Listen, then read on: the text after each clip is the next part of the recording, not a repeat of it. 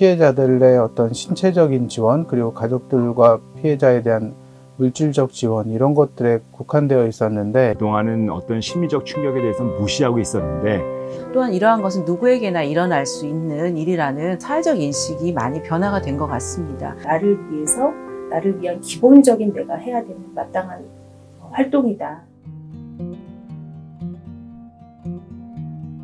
보통 일반적인 트라우마는 개개인에게 교통사고를 당했다거나 그런 순간에 개개인에게만 단위로 생기는 트라우마인데, 재난 상황에서는 사실은 대부분의 사람들이 트라우마를 집단적으로 경험하게 된다는 것이 특징인데요. 재난 트라우마는 한 지역사회 전체가 받습니다. 좀 더 크게는 한 나라 전체가 받을 수도 있고, 세계적으로도 충격을 받을 수도 있는 그런 재난도 있죠. 실제로 재난에서 회복이 잘 안 되는 충격을 받으신 분들도 내 어떤 심리 상태가 내가 가진 자원으로 충분히 해결하지 못할 때는 재난 이후의 트라우마가 될 수 있습니다.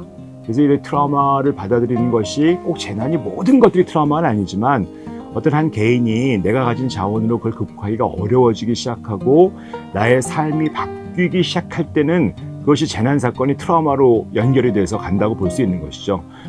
트라우마적인 속성은 굉장히 공통적이기 때문에 사실은 별다른 차이는 없습니다. 일단 큰 위기 상황인 거죠. 큰 위기 상황에 따른 충격, 그리고 이런 사건에는 항상 상실이 따르기 마련인데요. 그런 상실감도 이제 뒷담을 두고, 재난 심리 지원과 관련되어서는 즉각적인 심리 지원이 필요한데, 국가 트라우마 센터의 개소로 인해서 어떤 재난이 발생했을 때 즉각적인 심리 지원이 가능해졌고, 평상시에 이에 대한 어떤 전문가의 준비나 지역사회 대비가 가능해졌다는 거, 그리고 어떤 사후 관리 또한 이게 장기적 차원에서 체계적으로 저희가 준비할 수 있는 어떤 인프라가 되었다라는 것에서 굉장히 큰 의미가 있다고 생각을 합니다.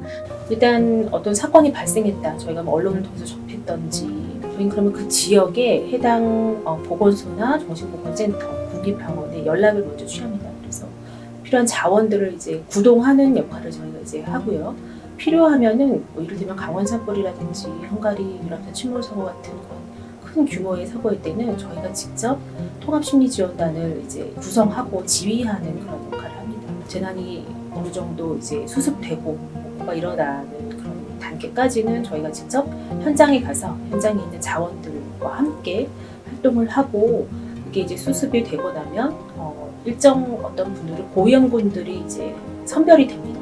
그런 분들은 병원으로 연계를 하던가, 아니면 저희 국가 트라우마 센터에 있는 치료 서비스를 받으실 수도 있도록 저희 기관으로 연계를 해서 계속 치료를 이어나가고, 그분들의 또 회복을 저희가 또 지켜봐야 되는 그런 부분이 있습니다. 그래서 현재는 1개월, 3개월, 6개월까지 저희가 모니터링을 하면서 처음에는 괜찮았는데 또 뒤늦게 안 좋아지시는 분들도 분명히 있거든요. 그래서 그들의 회복을 같이 또 지켜보고, 동시에 뒤늦게 나타나는 어떤 그런 위험 요인을 갖고 계시는 분들에 대해서는 또 저희가 즉각적인 서비스가 제공할 수 있게끔 그렇게. 세월호 참사 이후로 우리나라에도 국가 트라우마 센터가 설립되고, 학술단체로는 한국 트라우마 스트레스 학회라는 전문가 단체가 만들어졌습니다. 그럴 만큼 이제는 재난 심리 지원의 어떤 초기 단계가 구축되었지만 아직도 할 일은 굉장히 많습니다. 그래서 시, 군구 단위로 정신건강보건센터라는 것들이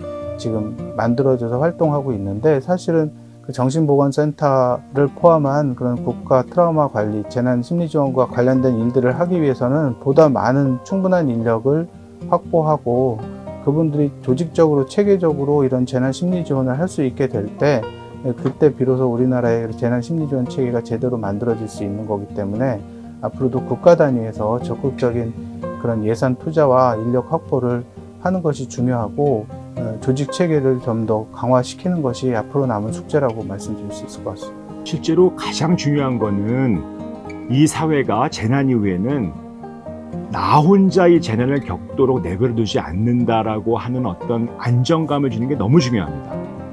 그래서 내가 안전하구나 이런 느낌이 들 수 있도록 만들어서 안정화시키는 것들, 주변에서 좀 편안하게 만들어주는 그런 단계들이 굉장히 중요하고요. 그리고 두 번째 단계는 이제 내가 받았던 어떤 재난으로 인한 후유증들을 치료하는 것들, 내가 어떤 기억의 끔찍함이 있으면 그걸 해결하는 것들, 이런 것들이 있을 수 있겠고, 마지막 단계는 결국은 회복하는 거죠. 회복하고 원래 내가 살았던 내 삶으로 들어가는 것이기 때문에 어떻게 보면 외상 후 성장까지 연결돼서 더 나은 삶을 살아갈 수 있도록 연결하는 거, 소위 안정화시키고 치유하고 회복시키면서 재연결시키는 과정을 통해야 어떤 재난 이후에 심리적인 치료, 그 다음에 어떤 성장, 회복이 된다고 볼 수 있습니다.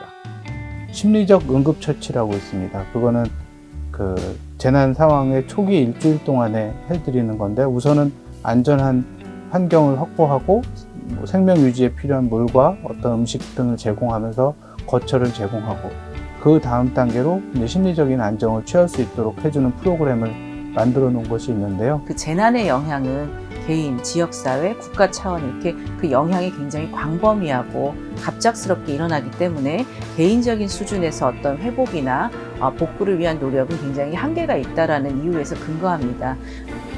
저는 이 트라우마, 특히 재난 트라우마 부분은 굉장히 기본적인 사회 안전망이라고 생각합니다. 트라우마의 속성이 이제 그런 게 있습니다. 굉장히 숨고 싶거든요. 나만 그런 일을 겪은 것 같고, 이런 일을 겪었다는 게 굉장히 창피하게 느껴지기도 합니다. 그거는 그 개인의 문제가 아니라 트라우마의 속성이 그렇습니다. 충격을 겪었는데 그거를 아무와도 나누지 않으려고 하다 보면은 결국은 그게 곪습니다.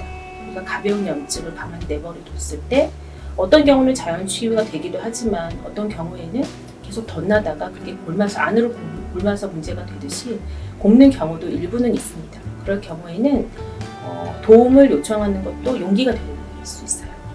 나를 위해서, 나를 위한 기본적인 내가 해야 되는 마땅한 활동이다라고 생각을 하시고 도움을 요청하는 것, 누가 이 문제를 나누는 것에 주저하지 않으셨으면 좋겠습니다.